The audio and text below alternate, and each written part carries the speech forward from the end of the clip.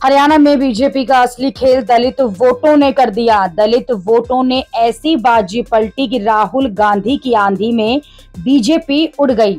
Axis माई India के exit poll सर्वे में अनुमान लगाया गया है कि दलितों के अंदर 92 की वोट 48% कांग्रेस को गए, सिर्फ 28% बीजेपी को गए। हरिजन वोट 50% कांग्रेस को गए, सिर्फ 20% बीजेपी को गए। अन्य दलित वोटों में 43% कांग्रेस को गए और सिर्फ 27% बीजेपी को गए। हरियाणा में दलित वोट कांग्रेस की तरफ एक तरफा न जा पाए, इसके लिए बीजेपी ने पूरा जोर लगाया। इसलिए देखिए कि बीजेपी ने दलित नेता कुमारी शैलजा की नाराजगी का मुद्दा खूब उठाया। बीजेपी को उम्मीद थी कि मायावती और चंद्रशेखर भी दलित वोट काटेंगे, लेकिन मायावती हो या चंद्रशेखर, दोनों ही हरियाणा में कुछ खास नहीं कर पाए और दलित वोटों के बंटवारे की उम्मीद लगाए बैठे बीजेपी के भी अरमानों पर पानी फिर गया। एक्सिस माई इंडिया के एग्जिट पोल में अनुमान लगाया गया कि दुष्यंत चौटाला और चंद्रशेखर के गठबंधन को एक सीट नहीं मिलेगी।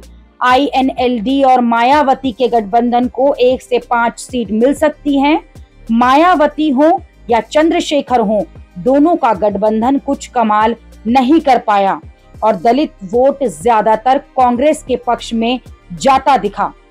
एग्जिट पोल के अनुमान के मुताबिक हरियाणा में 21% दलित वोटर्स के साथ साथ 19% जाट वोटर्स ने भी एक तरफा कांग्रेस के लिए वोट किया और ये जाट दलित समीकरण हरियाणा में कांग्रेस की आंधी लेकर आ गया।